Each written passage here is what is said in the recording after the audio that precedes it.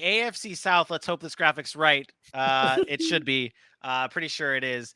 Here is your AFC South grades, and we were all consistent on just about all of these except for AJ.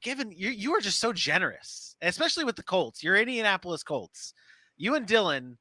Well, Carson Wentz doesn't play for the Colts anymore. I guess you can't say it's that it's was your part of the reason they got a better grade.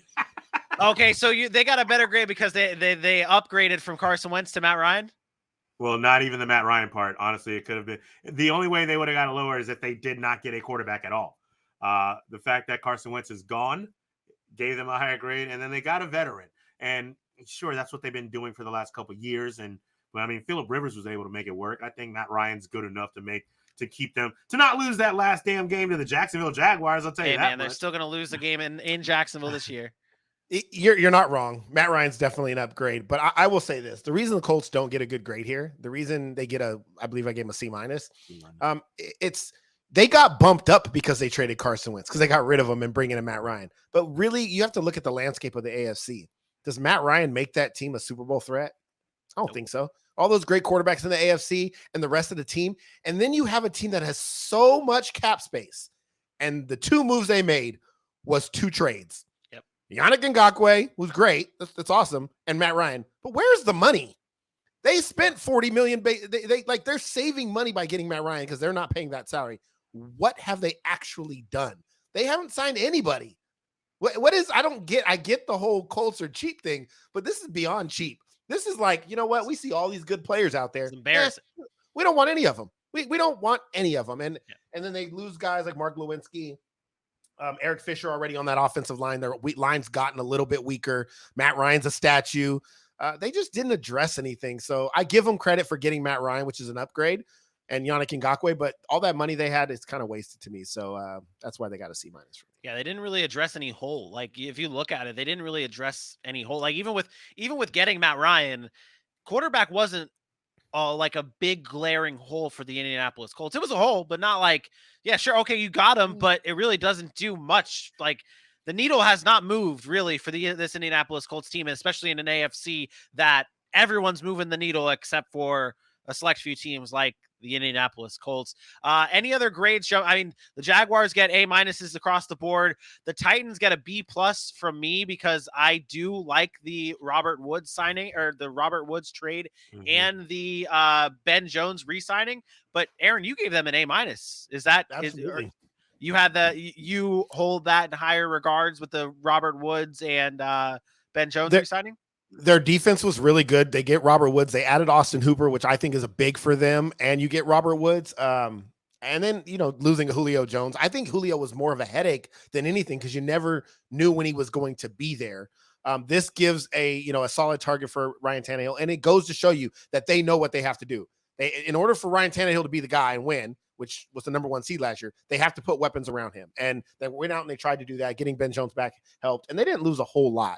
They were also constricted by the salary cap, but they were able to maneuver and do some things via trade in order to make, add to their team that was already the number 1 seed last year and suffered a tough loss. But I do like what they did. Yep. One last question on the AFC South before we move on. Bailey says, why not an A plus for the Jacksonville Jaguars? We gave them A minuses across the board. Why not an A plus, AJ? I mean, I honestly think an A plus would just be an overreaction to seeing some of the things they did. I mean, you can talk about Christian Kirk coming in, but the money they gave him for someone who's had some splashes and good deep throws from, let's be honest, Kyler Murray, a very, very quick, versatile deep thrower. Trevor Lawrence has not shown that yet in the NFL. We know he's good. He has not shown that yet in the NFL. It was great to get Cam Robinson, but then you talk about Evan Ingram. What can you say about Evan Ingram? He's a Pro Bowler. Yay.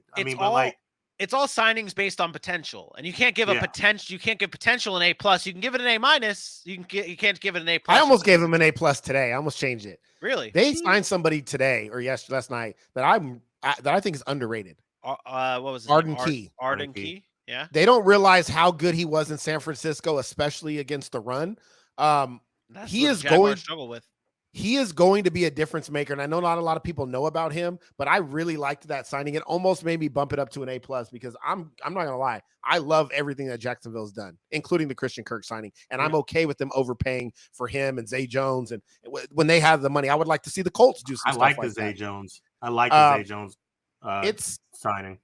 It's arguable that the Jacksonville Jaguars have had one of the best off seasons thus far, just including the Urban Meyer getting rid of, bringing in a Super Bowl head coach. Like, it's arguable that they've had one of the better off seasons. So an A+ wouldn't be out of the question. I had it in an A-. I thought an A is an A. It's good enough. Yeah.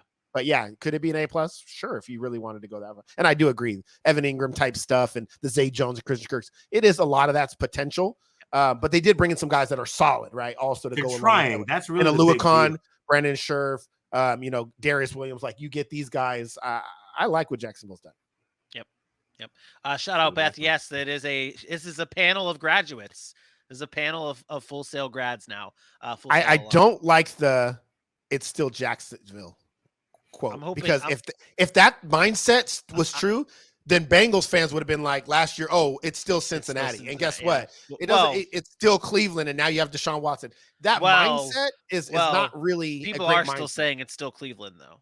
I do know that. What I'm saying is, in 2017, when people were like, "Oh, it's still Jacksonville," and then you go to the AFC title game, like to say that, I think you're just basically shutting down any chance Jacksonville ever has of becoming a contender. And I don't know. I don't like that mindset.